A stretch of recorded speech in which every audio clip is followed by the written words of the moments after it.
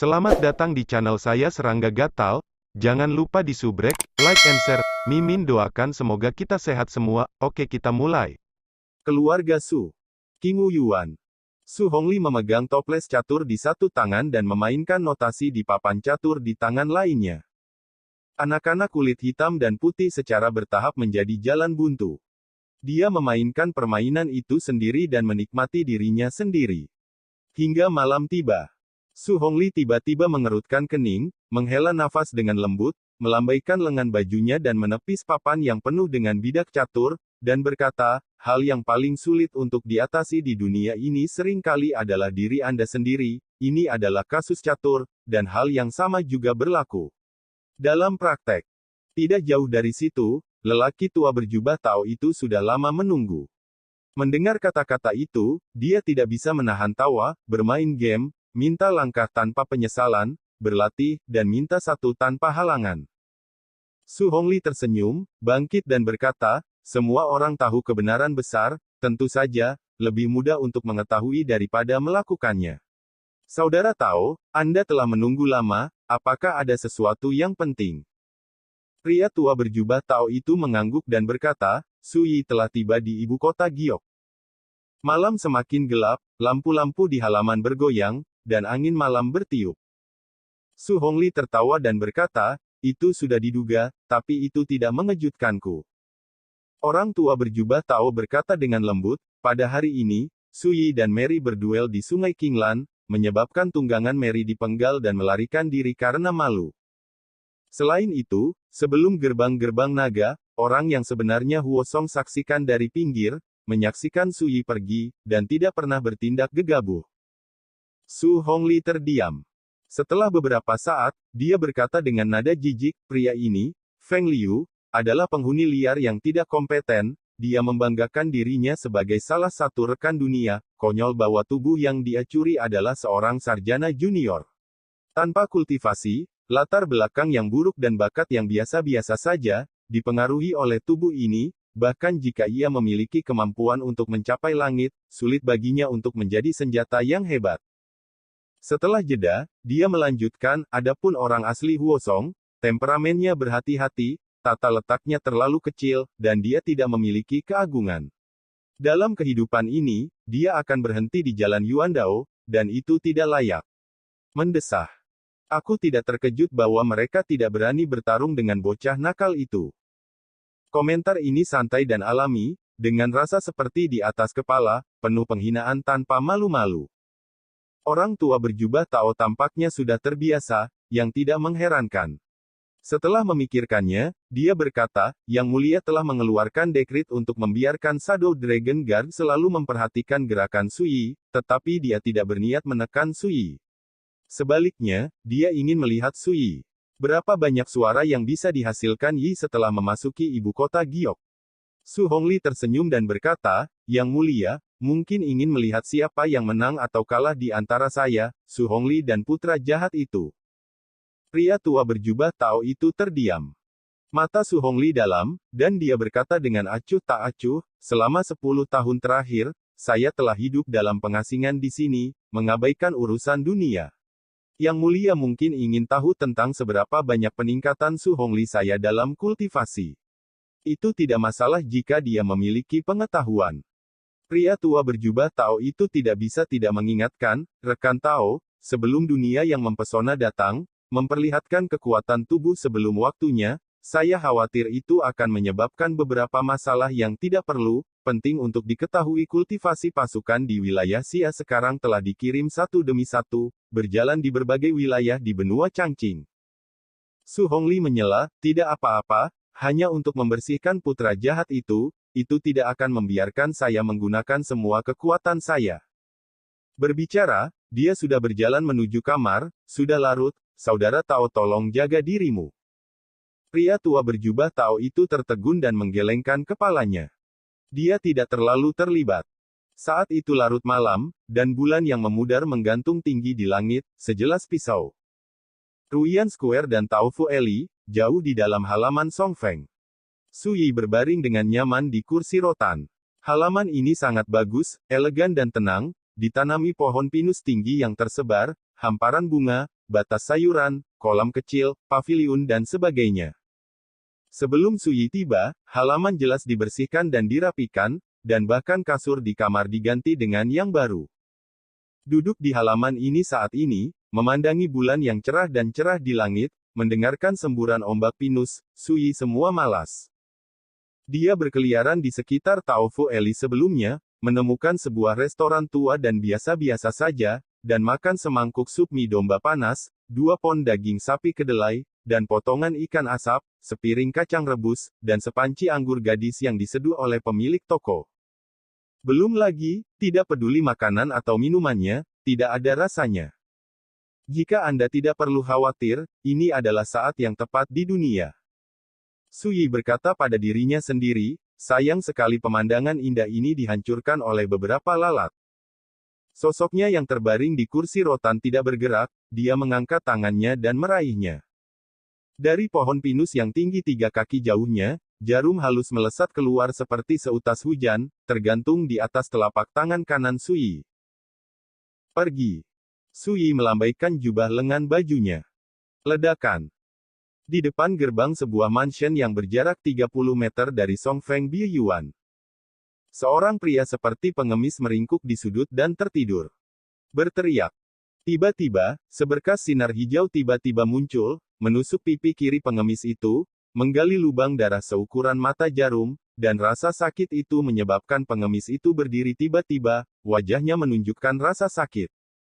Sementara itu, di atap 10 meter dari lelaki tua itu, seorang wanita berseragam menjerit kesakitan, terhuyung-huyung, menghancurkan ubin di bawah kakinya, dan hampir jatuh. Adegan serupa terjadi dalam jarak 100 kaki dari Songfeng Bieyuan. Pada saat yang sama ketika mereka terluka, suara acuh tak acuh terdengar di telinga mereka. Beritahu kekuatan di belakangmu, siapapun yang melangkah di Taofu Eli dan mengganggu kultivasiku di masa depan akan dibunuh tanpa ampun, keluar. Segera, mata-mata dari pasukan utama di kota Yujing ini semuanya melarikan diri dan tidak berani tinggal. Malam ini juga peringatan tentang Sui menyebar sepanjang malam di ibu kota Giok, menyebabkan banyak kegemparan. Halaman angin pinus. Di luar. Untuk saat ini, nyaris tidak bisa melukai orang, kekuatannya tidak cukup. Sui mengetuk pelan sandaran tangan kursi rotan dengan jarinya, dan berpikir. Tidak diragukan lagi, fakta bahwa dia memasuki ibu kota Giok hari ini telah menyebar luas dan menarik perhatian banyak kekuatan besar. Namun, Sui tidak khawatir. Jika ada orang yang tidak memiliki mata panjang dan tidak nyaman, dia tidak keberatan membunuh mereka satu per satu. Tanggal 15 April masih ada 19 hari hingga tanggal 4 Mei yang cukup bagiku untuk mencapai level kelima master. Aku hanya tidak tahu, apakah kamu Su Hongli siap? Sui memandang Tianyu, bulan cerah dan bintang-bintang jarang, malam di ibu kota Giok tidak berbeda dari tempat lain. Bagaimanapun, ini adalah tempat sekuler. Setelah waktu yang lama, Sui berdiri, berbalik dan berencana untuk kembali ke kamar untuk berlatih. Tetapi pada saat ini, dia berbalik lagi dan melihat ke gerbang halaman. Seolah ada pemahaman diam-diam, saat Sui melihat masa lalu, ada suara yang jelas dan dingin di luar gerbang halaman. Rekan Taoisu, berkunjung larut malam, jangan kaget. Setiap kata seperti mutiara, dingdong ditaburkan di piring giok, seperti suara alam. Sui duduk di kursi rotan lagi dan berkata dengan santai, ayo lewati tembok dan masuk. Ada keheningan di luar halaman. Segera, sesosok muncul dari dinding dan jatuh ke tanah. Selain tali merah, tidak ada ornamen lain di tubuh gadis itu, tetapi dia memiliki keindahan ukiran alami, dan sikapnya sangat indah. Mata Sui penuh kejutan. Di gadis muda yang berdiri di halaman, Haitang menundukkan kepalanya, cahaya bulan tidak mengatakan apa-apa, siapa yang begitu cantik? Saya harus mengatakan bahwa gadis yang datang berkunjung di tengah malam ini memang kecantikan yang langka dan tiada taranya, dengan detasemen halus yang unik di tubuhnya. Jika orang biasa melihatnya, mereka mungkin mengira itu peri dalam lukisan itu. Tentu saja, yang lebih menarik perhatian Sui adalah aura pada gadis ini benar-benar berbeda dari orang biasa. Yue Si-chan, aku telah melihat sesama Taoisu. Segera, gadis itu berbicara dengan murah hati. Su Yi tiba-tiba berkata, kamu adalah Raja Bulu legendaris. Dia ingat. Di antara 9 raja dengan nama keluarga di luar Dazu, Raja Yuliu adalah raja pertama yang layak. Telah dipuji sebagai talenta hebat selama ribuan tahun. Dia pernah membawa pedang sendirian, melangkah ke perbatasan kerajaan Wei besar, mengalahkan 9 penguasa bawaan Wei besar berturut-turut, dan memindahkan tanah kedua negara dan menjadi terkenal di seluruh dunia. Dia juga memasuki Gunung Tianxian, yang dikenal sebagai tempat ganas pertama di Dazu, dan membunuh 12 Raja Iblis, dan tak terkalahkan. Di Dazhou, Yuliu Wang Yuexi-chan adalah eksistensi legendaris. Saya tidak berani menjadi legenda. Sebagai perbandingan, sesama Taois bisa disebut legenda sejati. Lagi pula, jika Anda dapat membunuh Dewa Tanah dengan tingkat budidaya seorang master, Anda dapat melihat seluruh benua Changqing. Tidak beberapa keluar.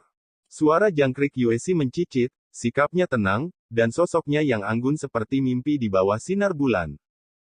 Su Yi tersenyum dan berkata dengan penuh minat, jangan bicarakan ini, apa yang kamu kunjungi larut malam. Yuexi-chan berkata terus terang, beberapa waktu yang lalu, saya mendengar banyak cerita dari teman-teman Tao, dan saya penasaran dan ingin melihat teman-teman Tao, jadi saya datang berkunjung. Su Yi terkejut, begitu larut malam, hanya untuk melihat dirinya sendiri. Su Yi berkata, saya tidak tahu berapa banyak mata yang tertuju pada halaman Song Feng saya di ibu kota Giok ini, jadi Anda tidak akan khawatir disalahpahami. Yuexi-chan berbisik, teman-teman Taois berani datang sendiri, saya hanya datang untuk melihat teman-teman Taois, mengapa saya harus takut dengan kritik itu? Su Yi tertawa, wanita ini sedikit kejam. Dia menunjuk ke bangku batu dan berkata, duduk. Yuexi-chan menolak, dengan mengatakan, saya sudah bertemu sesama Taois, dan sekarang saatnya untuk pergi. Ngomong-ngomong, saya menantikan pertempuran antara Anda dan Su Hongli pada hari keempat bulan lunar kelima. Setelah berbicara, sosoknya melintas dan menghilang seperti pita ilusi. Su Yi mengangkat alisnya, dia yakin Yuexi-chan benar-benar datang menemuinya murni dan bukan untuk tujuan lain. Setelah itu, Su Yi berpikir keras. Dari pedang kuno di belakang Yuexi-chan, dia merasakan aura yang sangat tidak jelas. Itu bukan semacam kekuatan yang mengerikan, juga bukan semacam harta rahasia, melainkan seperti makhluk hidup dengan kehidupan. Mungkinkah ada roh pedang yang tersembunyi di pedang kuno itu? Su Yi membelai dagunya dengan sedikit penyesalan di matanya. Yuexi-chan tidak bermusuhan, jika tidak, dia hanya bisa menggunakan kekuatan akal ilahi untuk mengeksplorasi misteri pedang kuno itu. Ning Xiyu memiliki kekuatan misterius di dalam tubuhnya, dan Mu Xi memiliki liontin batu giok dengan darah di tubuhnya, jadi Mary seharusnya menjadi penghuni liar, dan pedang kuno di belakang Yuexi-chan menyembunyikan sebuah misteri. Melihat seperti ini, karakter-karakter yang berada di level atas minggu ini takut bahwa mereka semua memiliki rahasia yang berbeda. Di mana Su Hongli? Apakah dia akan menjadi pemecatan lagi? Malam semakin gelap. Su Yi bangkit dan berjalan ke kamar. Seperti sebelumnya, setelah latihan, Su Yi berbaring di tempat tidur dan tertidur lelap. Hanya malam ini, dia bermimpi. Di ruangan yang lembab dan gelap, lampu redup berbintik-bintik. Dia kurus, dan kadang-kadang batuk tajam sambil menutupi bibirnya, tetapi ketika dia melihat Su Yi, matanya penuh belas kasihan dan kasih sayang. Su Yi, yang baru berusia 4 tahun, sedang duduk di bangku tinggi, dengan semangkuk mie di atas meja di depannya, sup beningnya berair, dan beberapa daun sayuran busuk, meskipun panas, rasanya tidak sangat hambar. Wanita itu menatap Su Yi dan berkata dengan lembut, Yier, hari ini adalah hari ulang tahunmu, meskipun kamu masih muda, tetapi ibu tidak punya waktu untuk menunggu, ada beberapa hal yang harus diberitahukan kepadamu, kamu harus menyimpannya di dalam hatimu, kau tahu. Su Yi mengangkat wajahnya, ibu, apa yang ingin kamu katakan pada Yier? Wanita itu mengusap kepala Su Yi, matanya sedikit merah, dan berkata, di masa depan, jika ibu pergi, Anda harus menjaga diri sendiri, tidak peduli bagaimana orang lain memperlakukan Anda harus melakukan segala kemungkinan terlebih dahulu. Dirimu hidup, kau tahu. Su Yi yang berusia 4 tahun mengangguk dengan keras, iya. Wanita itu menghela nafas dengan pahit, dengan ekspresi sedih, dan berkata, ibumu yang menyeretmu ke bawah, jika bukan karena aku, bagaimana anakmu bisa begitu menderita? Berbicara, air mata menggenang dan jatuh. Su Yi yang berusia 4 tahun bangkit, menyeka air mata wanita itu, dan berkata dengan sedih, Ibu, mengapa kamu menangis? Yier tidak menderita, aku akan mendengarkanmu di masa depan, jaga dirimu baik-baik. Diriku sendiri, jaga dirimu baik-baik, kamu harus menjaga dirimu sendiri selagi kamu masih hidup, dan ketika kamu memiliki kesempatan, aku akan pergi dan memohon ayahmu untuk membiarkan dia merawatmu dan menyembuhkan lukamu. Wanita itu tersenyum puas, memeluk Su Yi yang berusia 4 tahun dengan erat, dan berbisik, Yier, ibu. Aku benar-benar ingin tumbuh bersamamu. Suara secara bertahap berkurang. Su Yi yang berusia 4 tahun tercengang, dan tiba-tiba merasa bahwa tubuh ibu secara bertahap berubah. Dingin. Seperti es batu di akhir. Hari itu adalah hari kedua bulan lunar kedua, dan naga itu mendongak. Ulang tahunnya. Itu juga hari ibunya meninggal. Gambar dalam mimpi tiba-tiba berubah. Dia mengepalkan tangannya erat-erat, dan matanya penuh dengan kebencian yang membara, menatap sosok di kejauhan. Su Hongli. Su Hongli meletakkan tangannya di belakang, matanya seperti listrik, dan dia memandang Su Yi dengan acuh tak acuh. Seolah-olah dia tidak melihat putranya, tetapi seekor semut yang menyedihkan dan konyol. Aku hanya ingin tahu sekarang, apakah kamu membunuh ibuku? Su Yi menyeka darah dari sudut bibirnya, membuka mulutnya dengan suara serak, matanya merah, dan dadanya naik turun. Ditanya seperti ini, Su Hongli sedikit mengernyit dan berkata dengan jijik, saya, Su Hongli, bertindak, mengapa saya harus menjelaskannya kepada siapapun, apalagi Anda, seorang putra pemberontak. Jangan biarkan aku melihatmu lagi di masa depan, jika tidak, aku akan membunuh kerabatku dengan benar atas nama patriark keluarga Su. Setelah mengatakan itu, Su Hongli pergi. Sosok agung menghilang dalam sekejap. Suara itu bergema tanpa henti, dan kata-katanya seperti pisau, dengan keras dimasukkan ke dalam hati Su Yi. Dia menggertakkan giginya erat-erat, hanya untuk menekan kebencian yang mengaum di hatinya yang akan meledak. Su Yi, kamu hanya seorang selir, dan basis kultivasimu sekarang dihapus, dan kamu bukan lagi keturunan pertama rumah pedang King He, dan bahkan ayahmu tidak ingin melihatmu lagi di masa depan, jadi jujurlah. Terima itu. Seorang pria muda mengenakan jubah brokat datang dan berjongkok di depan Su Yi di tanah dengan rasa kasihan di matanya. Su Boning. Putra istri Su Hongli Yu Qingzi. Tentu saja, aku tidak mengambil kesempatan ini untuk mengejekmu, tapi untuk memberitahumu sesuatu. Beberapa hari yang lalu, ibuku membantumu menemukan pernikahan. Mulai sekarang, kamu bisa menjadi menantu dengan damai. Su Boning tersenyum, mengulurkan tangan dan menepuk pipi Su Yi, tindakan itu penuh penghinaan. Ngomong-ngomong, aku tidak ingin melihatmu lagi di ibu kota giok ini di masa depan, jika tidak, jangan salahkan aku karena kejam sebagai adik laki-laki. Tiba-tiba, semua gambar ini menghilang seperti gelembung. Su Yi bergidik dan tiba-tiba terbangun dari tidurnya. Ketika saya membuka mata untuk melihat pemandangan yang akrab di sekitar saya hanya bisa menghela nafas panjang. Adegan tadi, meskipun itu mimpi, sebenarnya terjadi pada Su Yi. Dalam kegelapan, Su Yi duduk di tempat tidur, matanya dipenuhi rasa dingin yang tak terduga. Sebuah mimpi seperti melangkah mundur dalam waktu, membuat peristiwa masa lalu tampak seperti pemandangan sekilas. Meskipun sudah lama berlalu, Su Yi tahu bahwa ini adalah pengaruh obsesi. Jika Anda berada dalam kegelapan. Pagi selanjutnya. Hari baru saja fajar, guntur bergemuruh, dan hujan lebat tiba-tiba datang. Itu hanya waktu minum teh, dan hujan berhenti lagi. Ini seperti cuaca musim panas, seperti wanita yang berubah-ubah. Su Yi bangun lebih awal. Setelah dicuci, dia mengikat rambut panjangnya menjadi sanggul dengan jepit rambut kayu, memegang payung kertas minyak, dan meninggalkan halaman Songfeng. Berjalan keluar dari Taofu Eli, Su Yi menyewa kereta dan pergi ke utara di sepanjang jalan luas Ruyanfang.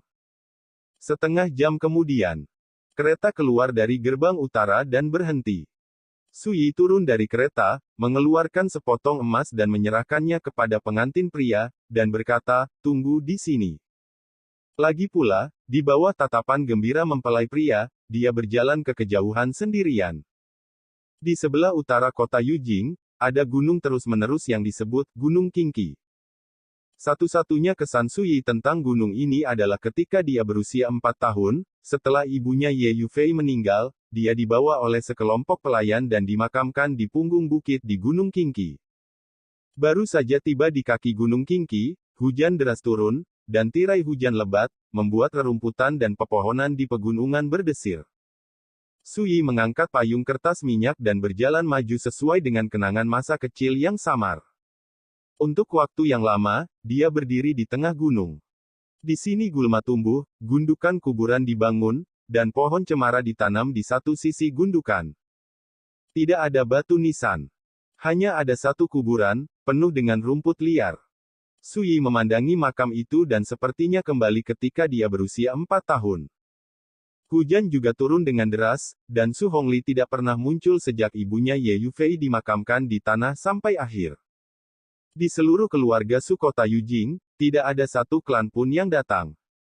Su Yi ingat bahwa pada saat itu, dia berlutut di tengah hujan dan lumpur, menatap kosong ke kuburan, tidak ada satu air mata pun yang bisa ditumpahkan. Pada saat itu, dia terlalu muda untuk memahami apa arti hidup dan mati. Pada akhirnya, ketika para pelayan ingin membawanya pergi, dia panik dan berkata dengan keras, "Saya ingin pergi dengan ibu saya." Semua pelayan tertawa dan berkata bahwa ibumu sudah lama meninggal. Jika Anda ingin pergi bersamanya, Anda harus mati. Kemudian, terlepas, meraihnya dan berbalik. Tidak ada yang menghiburnya meskipun dia menangis dan berjuang. Sejak hari itu, dia menjadi karakter yang tidak dipedulikan siapapun di keluarga Su di Yujing Cheng, diabaikan, ditekan, diejek. Seluruh masa kecilnya gelap. Memikirkan hal ini, Su Yi menghela nafas pelan. Bahkan jika itu bereinkarnasi dan dibangun kembali, tetapi ketika saya memikirkan masa lalu, saya merasakan kesedihan yang tak dapat dijelaskan di hati saya. Dalam ingatannya, ibunya Ye Yufei adalah wanita yang sangat lembut dan kuat. Meskipun dia dikurung dan sakit parah, dia tidak pernah menunjukkan jejak kesedihan di depannya. Setelah lama terdiam, Su Yi melambaikan lengan bajunya. Pada hari keempat bulan Mei, saya akan pergi ke rumah Su untuk mendapatkan beberapa persembahan, dan saya akan datang menemui Anda pada hari kelima bulan Mei. Su Yi berkata pada dirinya sendiri. Kemudian, sambil memegang payung kertas minyak, dia berbalik dan berjalan menuruni gunung.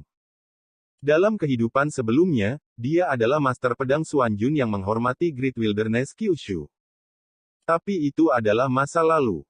Dia dalam kehidupan ini adalah putra selir Yeyu. Sebagai anak laki-laki, saya harus membalas dendam untuk ibu saya, mematahkan keluhan masa lalu, dan memotong blok di hati saya. Saat dia berjalan menuruni gunung, Su Yi tiba-tiba berhenti dan melihat ke tirai hujan di kejauhan. Sosok tinggi dan ramping berdiri di bawah pohon besar, dengan tangan di punggungnya, matanya juga beralih ke Su Yi yang sedang berjalan menuruni gunung. Pada saat itu, guntur dan kilat yang tumpul melintas di langit, bergema di pegunungan, membuatnya mendebarkan. Sekian dulu update-annya, tunggu lanjutannya di channel saya Serangga Gatal, di subscribe ya guys. Terima kasih.